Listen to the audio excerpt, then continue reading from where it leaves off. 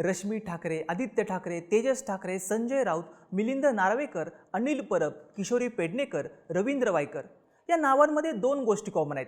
हे सगळे उद्धव ठाकरेंच्या जवळचे.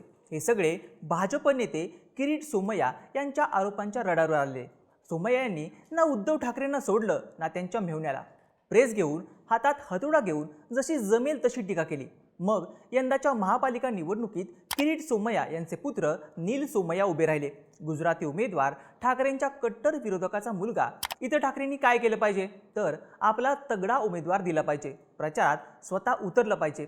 सोमय्या यांचं भाजपमध्ये आधीसारखं वजन राहिलेलं नाही या चर्चा सुरू असताना शेवटचा घाव घालायला पाहिजे. प्रचंड ताकद, प्रचंड धुराळा, प्रचंड घासून फाईट इलेक्शन असावी तर अशी, पण जरा थांबा, असं काहीच घडणार नाहीये. नील सोमय्या यांच्या समोर ना ठाकरेंचा उमेदवार आहे ना मनसे ठाकरे पवार या आघाडीचा उमेदवार. सोमय्या निवडून येतील याची फक्त औपचारिकताच बाकी आहे. आणि यावरून आरोप होत आहेत सोमय्या यांसाठी ठाकरे मॅनेज झाले का, याच प्रश्नाचं उत्तर देणारा हा व्हिडिओ. नमस्कार, मी ओमकार आणि तुम्ही पाहताय बोल व्हिडिओ. सुरुवात इतिहासापासून. 2019ची लोकसभा निवडणूक. भाजप नेते किरीट सोमय्या पुन्हा मुंबई उत्तर पूर्व मतदारसंघातून तिकीट मिळवण्यासाठी आग्रही होते. त्यावेळी जिंकलो तर केंद्रात मंत्रिपद नक्की मिळेल असा त्यांचा विश्वास होता. स्टँडिंग खासदार असल्यानं भाजप त्यांना तिकीट देण्यासाठी अनुकूल होती. पण शिवसैनिकांनी मात्र सोमय्या यांना विरोध केला. जर सोमय्यांना तिकीट मिळालं तर अपक्ष निवडणूक लढू, शिवसैनिक मिळून सोमय्यांना पाडू असा इशारा सेनेतून देण्यात आलाय. सोमय्या यांनी मातोश्रीशी संपर्क केला, पण उद्धव ठाकरे यांनी सोमय्यांना भेट नाकारली. त्यांचे फोन, मेसेजेस कशालाच उत्तर दिलं नाही. शिवसेनेचा विरोध असल्यानं भाजपनं शेवटच्या क्षणी सोमय्यांचं तिकीट कापलं. मनोज कोटक यांना संधी दिली. कोटक 2.25 लाखांनी निवडून आले. भाजपचा सेफ मतदारसंघ होता. सोमय्यांची पानं मातोश्रीवरून पिसली गेली. त्यानंतर खवळलेल्या सोमय्यांनी ठाकरेंना घेण्याची एकही संधी सोडली नाही. उद्धव ठाकरेंचा उल्लेख वांद्र्याचा माफिया असा केला. कोविड काळात मृतदेहाच्या बॅगांमधूनही पैसे खाल्ले. तेजस ठाकरे, आदित्य ठाकरे यांच्या संपत्तीवरून प्रश्न विचारले. एका न मिळालेल्या संधीचा वचपा सोमय्यांनी घेताना सोमय्यांनी संधी तयार केली. ठाकरेंना प्रचंड डॅमेज केलं. मवियाच्या काळात सोमय्या फॉर्ममध्ये होते. नंतर सरकार बदललं. ज्यांच्यावर सोमय्यांनी आरोप केले त्यातले कित्येक नेते भाजपसोबत सत्तेत येऊन बसले. त्यात सोमय्यांचा तो व्हिडिओ आला आणि सोमय्या बॅकफूटवर गेले. त्यांची भाजप अंतर्गत गोची झाल्याचंही बोललं गेलं. मग आली मुंबई महापालिका निवडणूक. राज ठाकरे, उद्धव ठाकरे एक झाले. ठाकरे ब्रँड मोठा झाला. मुंबईचा महापौर मराठीच. मुंबई गुजरात्यांच्या हातात द्यायची नाही हे ठाकरेंनी जाहीरपणे सांगितलं. फुल माहोल तयार झाला. ठाकरे बंधू विरुद्ध भाजप शिंदे लढत सुद्धा नक्की होती. आता याच लढतीत एक जागा होती किरीट सोमय्या यांचे पुत्र नील सोमय्या यांची. मागच्या महानगरपालिका निवडणुकीत नील सोमय्या वॉर्ड क्रमांक 108 मधून निवडून गेले होते. मुलुंडमध्येच येणाऱ्या या वॉर्डमध्ये त्यांनी 4000 मतांनी विजय मिळवला. आता त्यावेळी शिवसेना आणि मनसेच्या उमेदवारांना मिळालेल्या मतांची बेरीज झाली असती तर सोमय्या अडचणीत आले असते. त्यात राष्ट्रवादीची बेरीज बसली असती तर पराभव झाला असता.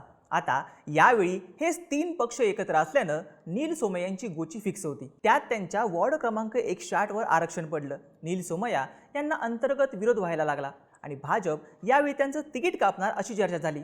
पण नील सोमय्या यांनी शेजारच्या वॉर्ड क्रमांक 107 मधून संधी मिळवली. मुलुंडमध्ये ठाकरे विरुद्ध सोमय्या अशी फाईट नक्की झाली, पण फक्त चर्चेतच, ग्राउंडवर नाही.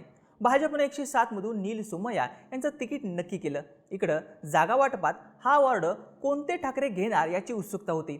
आता सोमय्या विरुद्ध ठाकरे हा इतिहास बघता उद्धव ठाकरेंनी ही संधी सोडणं शक्यच नव्हतं. पण संधी सुटली, संधी सोडण्यात आली.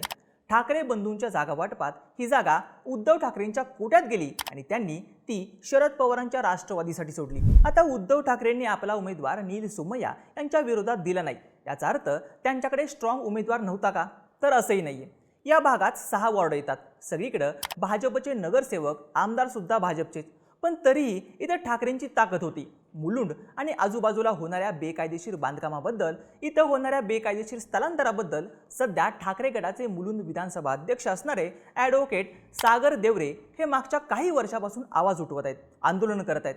आधी मनसेमध्ये असलेल्या सागर देवरे यांनी ठाकरेंच्या शिवसेनेत प्रवेश केला होता. देवरे वॉर्ड क्रमांक 106 मधून निवडणूक लढवायला इच्छुक होते. पण ती जागा मनसेला सुटून तिथून सत्यवान दळवी यांना तिकीट मिळालं. देवरेंनी अपक्ष अर्ज भरला, जो शुक्रवारी माघारी घेतला. पण सगळ्या मुलुंडमध्ये काम असलेला उमेदवार ठाकरेंनी 107 मधून देण्याचा प्रयत्न केला नाही. इथं ठाकरेंचा उमेदवारच उभा राहिला नाही. बरं, ठाकरेंना उमेदवार द्यायचा नव्हता किंवा त्यांना सक्षम उमेदवार मिळाला नसला तरी मनसेला इथून उमेदवार देता आला असता. मनसेचं इथं काही प्रमाणात पॉकेट देखील आहे. ग्राउंडवर काम करणारे कार्यकर्ते आहेत आणि सगळ्यात महत्त्वाचं म्हणजे हा गुजराती बहुल भाग असला तरी इथं मराठी मतदारसुद्धा चांगल्या प्रमाणात आहेत, खास करून सरकारी सेवांमधून निवृत्त झालेले कर्मचारी. त्यामुळं गुजराती उमेदवार असणाऱ्या नील सोमय्या यांच्या विरोधात ही मराठी मतं ठाकरेंच्या उमेदवाराच्या मागे उभी राहिली असती, पण मैदानात ठाकरेंचा उमेदवारच आला नाही. आता युती आहे, दोन्ही ठाकरे मिळून पवारांच्या उमेदवाराला पाठिंबा देतील अशी एक शक्यता होती. पण शरद पवारांच्या राष्ट्रवादीकडून भरत वनानी यांना संधी देण्यात आली. वनानी यांची फार ताकद नसल्याची चर्चा होतीच, पण त्यात त्यांनी आपला उमेदवारी अर्ज भरताना प्रतिज्ञापत्र जोडलंच नाही आणि त्यांचा अर्ज बाद झाला. म्हणजेच नील सोमय्यांच्या विरोधात दोन्ही ठाकरे आणि पवार युतीचा उमेदवारच नाहीये. काँग्रेस आणि वंचितच्या युतीकडून वैशाली सपकाळ यांना उमेदवारी देण्यात आली असली तरी त्यांची थेट सोमय्या यांच्या विरोधात एकास एक फाईट देण्याइतपत ताकद नसल्याचं बोललं जात आहे. उमेदवारी अर्ज माघारी घेण्याच्या शेवटच्या दिवशी ठाकरे बंधूंची युती अपक्ष उमेदवाराला पाठिंबा देतील आणि सोमय्या यांच्या विरोधात ताकद लावतील अशीही चर्चा झाली, पण यातून घडलं काहीच नाही. साहजिकच उद्धव ठाकरेंकडे सागर देवळे यांच्यासारखा चेहरा होता ज्याला या वॉर्डमधून बळ देता आलं असतं. मनसेचा उमेदवार देऊन त्याच्या पाठीमागं ठाकरेंची शिवसेना उभी राहिली असती. पवारांच्या उमेदवाराला ताकद देता आली असती.